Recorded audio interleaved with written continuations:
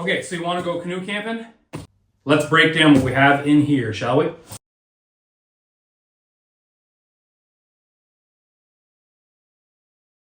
This video, I'm going to break down what I've been using and my fellow paddling dads over the last number of years, and to kind of break it down, simplify it a little bit, and then you can adjust it accordingly to your situation, the duration, and the intensity of your excursion.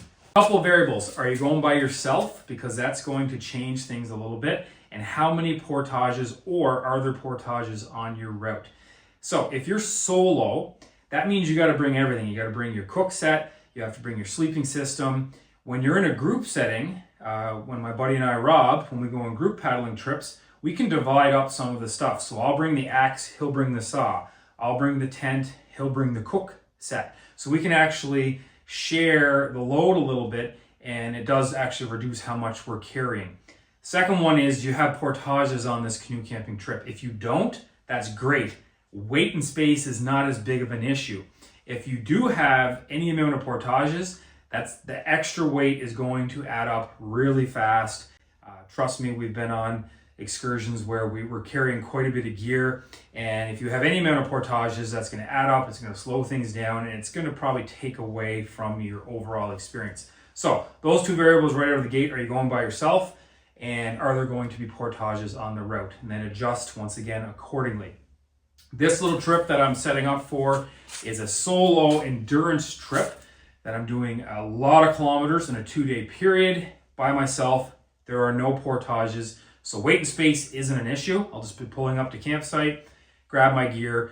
So I'm not as worried about being super light or spacious. I'm going to be conscious, but not nearly as much if I was on an excursion where we had to do a lot of portaging. So first thing for me that has worked, I'm not naturally an organized person. In fact, I have to work really hard to stay relatively organized. And I find when I first started doing these trips, I'd get really overwhelmed on what to bring and keep things organized. And I would tend to overpack, which is an issue. Then I'd forget certain items.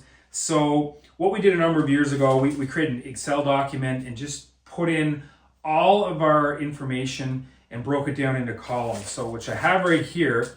And as you can see from the Excel doc right here, we have my canoe related gear, cooking gear, sleeping and shelter, tools and blades, hygiene, safety, navigation, so on and so forth. And this has been a game changer for me personally because it keeps things organized. And this document we created probably 4 or 5 years ago, and then I just copy it and adjust it accordingly. If I'm going on a longer 7-day excursion with a group of people, or if I'm doing a 2-day solo trip, then I'll cut out a lot of stuff and just pare it down and adjust accordingly. And it's made a big difference in organizing in the front end. Then what I do, I print it off, and then I come out to the garage. My gear's relatively organized. It's getting a lot better. And then I just start going through, grab a couple tables, and laying things out, crossing them off as I lay them out, and then you know that your gear is laid out. Okay, so now I'm going to go through the different things I have laid out here in front of me, and I'll start with the cooking and food area. So this is my bag of food. This is an endurance paddle, almost 200 kilometers in like 40 hours. Under 40 hours is the goal that I'm shooting for. What I have in here, I'm not going to break down everything in here. I dehydrate my own meals in the wintertime. I like the taste. They're a lot cheaper. You can buy dehydrated meals. They're really convenient and they taste friggin' awesome. So I have a couple dehydrated meals in here. I have some bags of jerky, have some crispers, have lots of different snacks and stuff, easy cheese, salami, stuff that's not going to go bad, and that has a lot of calories that can be packed down pretty good. So that's my food bag for a couple days. Once again, probably more than I need, but that's fine. I'm okay with that because weight and space isn't an issue on this excursion. That's the food. Water, obviously I'm going to fill my Nalgene up before I leave home. These things are worth their weight in gold. Katahdin, I think is how you say it. It's a quick draw 1 liter filter, and these things, we put these to the test a couple years ago. We spent a night on a spot. The only water source we had was a black murky beaver pond, and it was nasty. trust me, we filtered all our water through this. None of us got sick. And I mean, we always knew they were good, but we really put them to the test. And so they're really good. Now my cooking system, fork, knife, and spoon. I'm actually going to just pare it down to a spoon. That's all I need. Here I have my propane, my pocket rocket little burner, and a lighter, little lightweight, I think it's titanium pot, which works really well to boil up the water and cook those dehydrated meals. And that's all I'm going to be cooking with. And a little cup to have a hot chocolate or a drink of tea. Boom, there's your cooking stuff. And then a little bit of soap and a scrub brush just to scrub down after I'm done cooking. Scrub it down, put it back clean. Okay, so moving on to the sleeping system. So I'm running solo. Gonna do a 2-man tent. So I have some extra space. It is calling for rain, so I want to be able to bring all my gear in, get it in, and then also have space to sleep. You can go much lighter than this. This is probably middle of the line. Not super heavy, but also not ultra light by any means. So nice 2-man tent, 2-person tent. Sleeping bag, I am going to compress this down. I actually just got this bag for my birthday. So I'm going to compress that down. Excited to use that. Nice new sleeping bag. I am bringing a tarp. I am looking at buying a smaller, lighter weight tarp. This is still pretty good. Because it's raining, I'm going to probably set up the tarp, get things out of the rain, then set my tent up. May not end up needing it, but for this trip, it doesn't matter. Weight is not an issue. Sleeping pad. I don't sleep really, really good in the woods, so every little extra comfort in that domain adds up. Pillow. So this is a Thermarest pillow. They're not that expensive. For the couple bucks you can spend on them, I'd recommend getting some type of pillow. You can also stuff clothes in a bag and just sleep on that. I've done that before too. This is a nice little luxury comfort item. That right there, folks, is the sleeping system for me. Now we'll move on to kind of the safety gear that I have for this. So this is a wilderness first aid survival kit. Bear spray, probably don't need it in this trip. Maybe a little bit of peace of mind because I am solo tripping and that's something I'm not really experienced and comfortable with by myself. So having the bear spray, unlikely I'm going to have any bear encounters, but if I do, and I can just have it beside me in the tent. Then this survival tarp, it's a 5x7 tarp. It's not that heavy. Throw it in the bottom of the bag. Probably don't need it, but in the event I dump my canoe, particularly on the first day where I'm a little bit more isolated and I'm pretty far away from home, this could getting a dry set of clothes on, and I could wrap this around myself. I can put it underneath my sleeping pad to prevent some cold coming up through, and I do have a poncho in there as well because if I somehow spring a leak in any of my rain gear, I can throw that over top too. So not necessary, but nice to have in there. Probably won't need it, but a nice little bonus. Okay, so next up, my tech bag. So I do videos of most of my trips. You may not, so you probably don't need a lot of this stuff.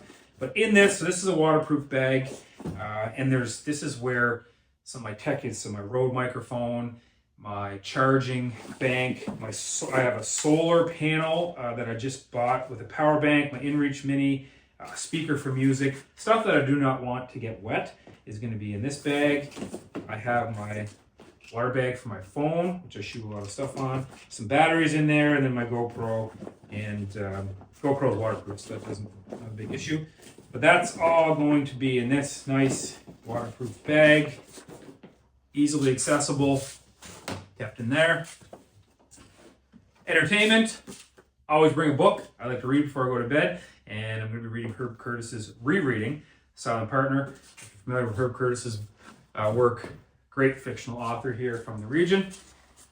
Pair of camp shoes, so I'll be wearing whatever I'm wearing during the day, and then one set of shoes for nighttime to be comfortable. These are waterproof, so it's nice because I'm going to be by a river, maybe a little bit damp. It's going to keep my feet nice and dry. Some people like to use Crocs. I may buy a pair of camp Crocs more for the summer warmer seasons, but it's still pretty cold now, so I can put a pair of wool socks on, have these keep my feet nice and dry. Okay, so my cutting tools, I'm not bringing my bushcraft knife. I have a really nice bushcraft knife that I can split wood with. It's a little bulky, and if I was bringing that, I wouldn't bring my axe, but I'm gonna bring the axe and my saw. You can go smaller than this, you can go bigger than this. This is kind of a nice medium ground, pretty lightweight, and you can junk up a lot of firewood quickly. So I plan to have fires both nights, and then splitting your firewood here. I've split lots of firewood with my bushcraft knife, but weight's not an issue, and you can really make short order of some firewood quickly with these two implements. Now, those two set of gloves with those. One of, if not the biggest injury when you're doing wilderness tripping like this, is getting cut by an axe because you're swinging around a sharp blade, and this is really, really sharp. So you can potentially cut your hand. If you're not using good axe etiquette, you can cut your leg, whatever. Saws, less likely. Axes are one of the biggest injuries. So having a set of gloves, and then you're also working with a fire. I have a tendency to grab things that are hot. So having a set of gloves on is going to hopefully keep your hands safe from burns and cuts. And splinters as well. Camp comfort, a little semi-lightweight chair. This is a cheapo, no-name brand. Really, really nice around the campfire. If you've been paddling all day or backpacking, having one of these. This is almost on the fritz. I think I might be able to get one more trip out of it. Then it's going to be retired. And then I'll probably be investing in a higher quality one. But this has seen some miles and has done its duty, and really nice to have around the campsite. Not necessary, but it is a nice comfort. Okay, and clothing for this trip. This, interestingly enough, would probably be the same amount of clothes I would bring on a 2-day trip as I would a 7 to 10-day trip. This is an area I really have a bad habit of overpacking clothes. I'm trying to get better at that. Have what I'm wearing, and then have basically a second set of clothes in case I completely get soaked. Particularly in the spring of the year where it's colder. Midsummer is not a big deal. You can dry your clothes out. You don't have to worry about getting really cold. But I have a full set of clothes in case I dunk my canoe unexpectedly. Then I have some long johns and a long sleeve shirt and some wool socks to put on when I crawl into my sleeping bag at night. And that's pretty much it. Might be a t-shirt, maybe 1 or 2 extra items in there. So that's packed in. Waterproof bag.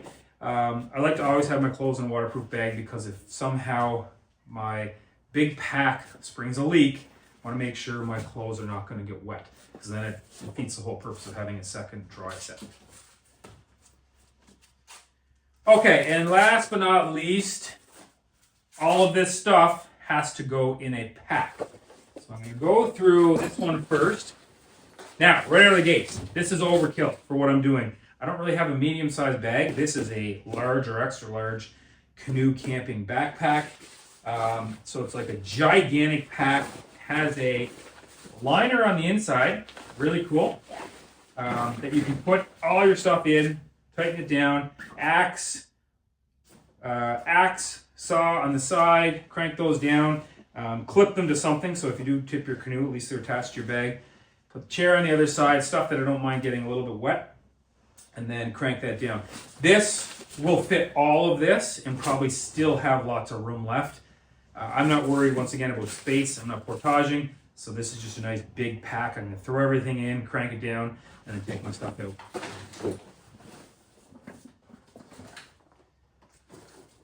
Now, the other pack I'm going to be running, this is my go bag. A little bit big too, but I don't have a smaller one. This is a roll top waterproof bag that I'm going to put my quick access stuff during the daytime.